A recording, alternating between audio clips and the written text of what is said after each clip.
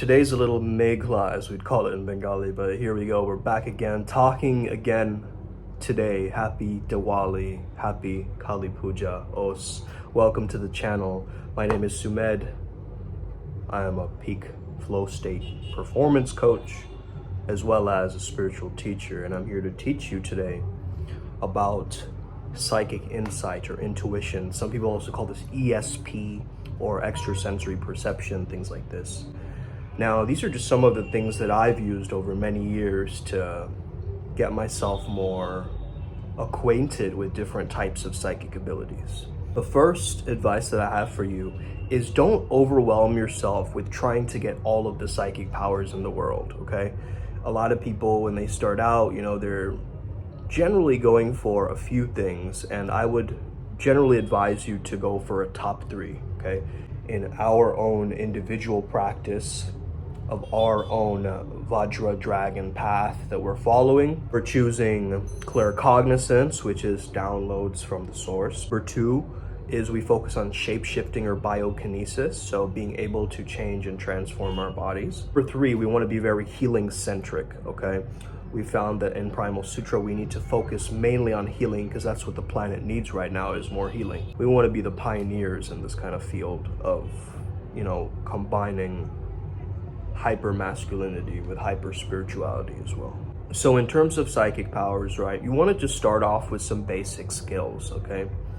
One of the skills that you can practice is predicting things. So let's say that someone shows up, you guess what their favorite movie is, you guess what the color of their underpants are. I don't know, obviously have some social acuity, okay? Don't do this with someone you haven't built rapport with or something stupid like this. I feel like this person is most associated with this.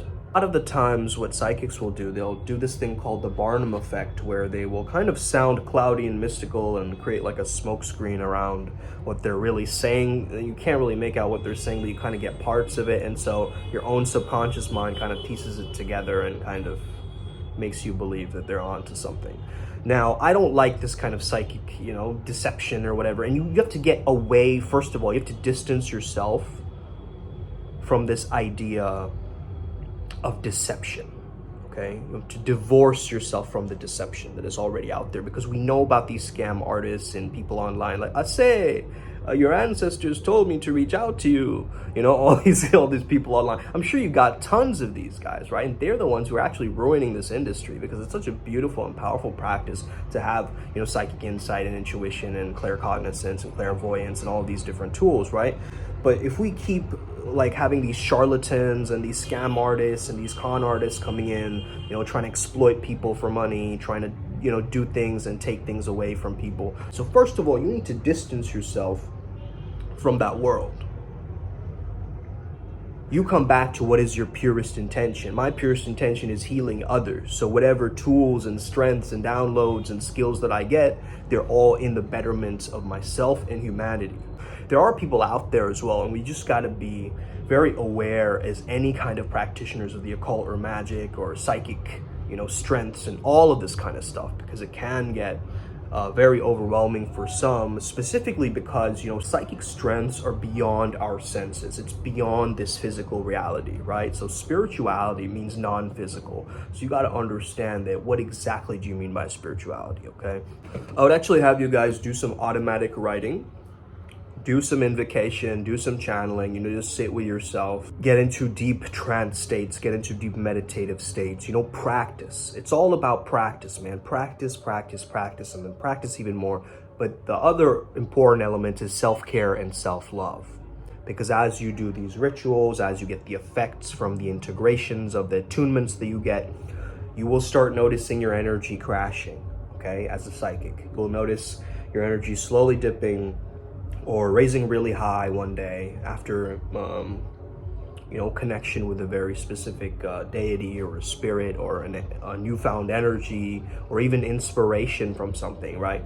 You will get this kind of energetic boost, and then it's almost like it's a reconciliation process that takes place, right?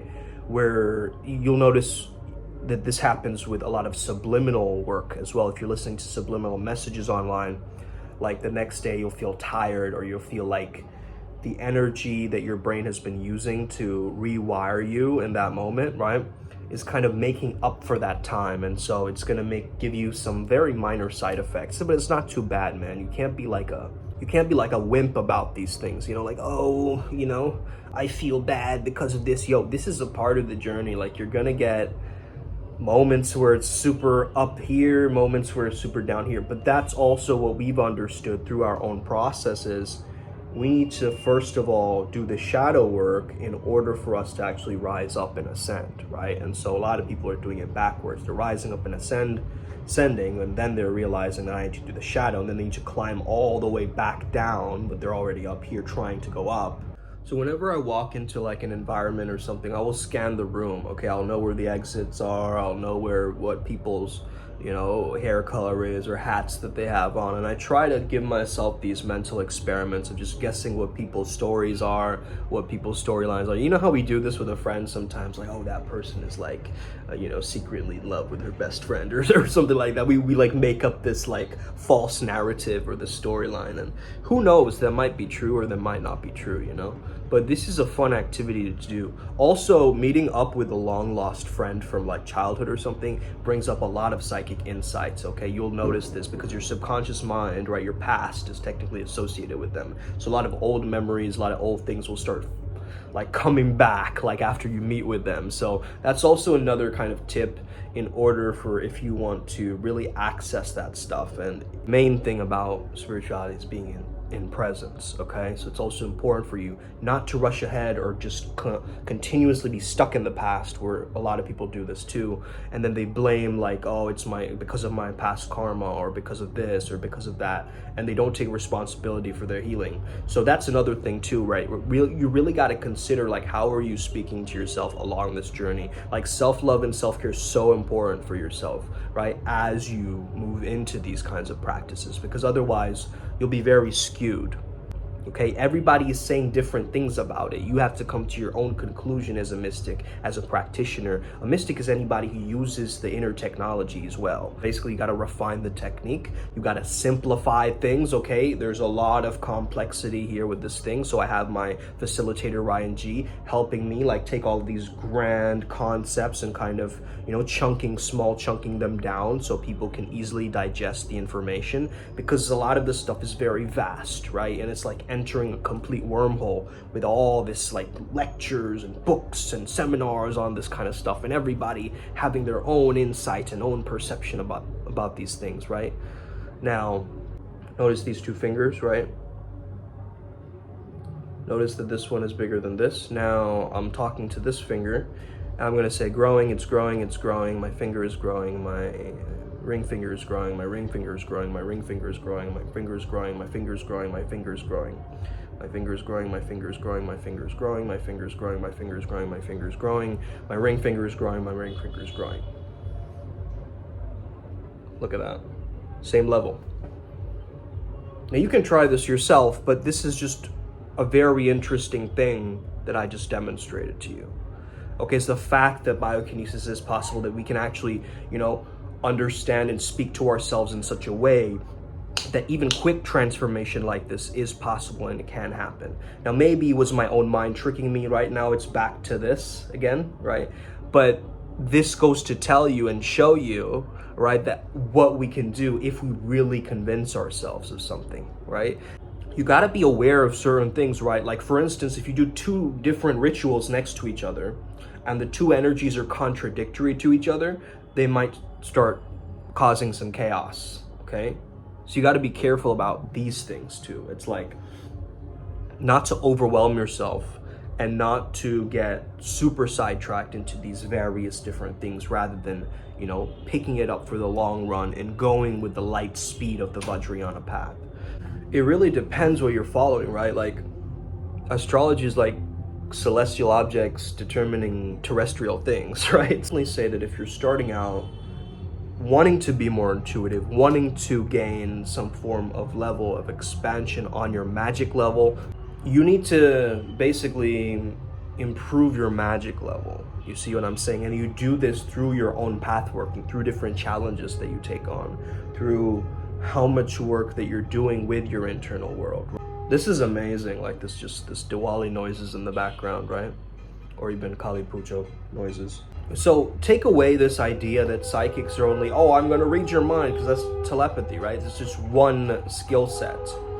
So pick a top 3, get really good at it, become an expert in that, start doing that, practice, have some gratitude and some self-love for yourself, because this means that you're going to be facing a lot of upheavals, but also great upheavals that can also bring you lots of encouragement and blessings and actually move your life towards the way that you want it to move, right? So we are the ones controlling the template reality, as we say, when we truly understand this thing, okay? If you're interested in being a part of a group of mystics, we at Primal Sutra, we're slowly collecting, people from all over the world who are connected with this and connected with this specific practice. And if you want to join our channeled master classes or these different sessions that are out there, I hope to see you in Bali for the event that's coming up.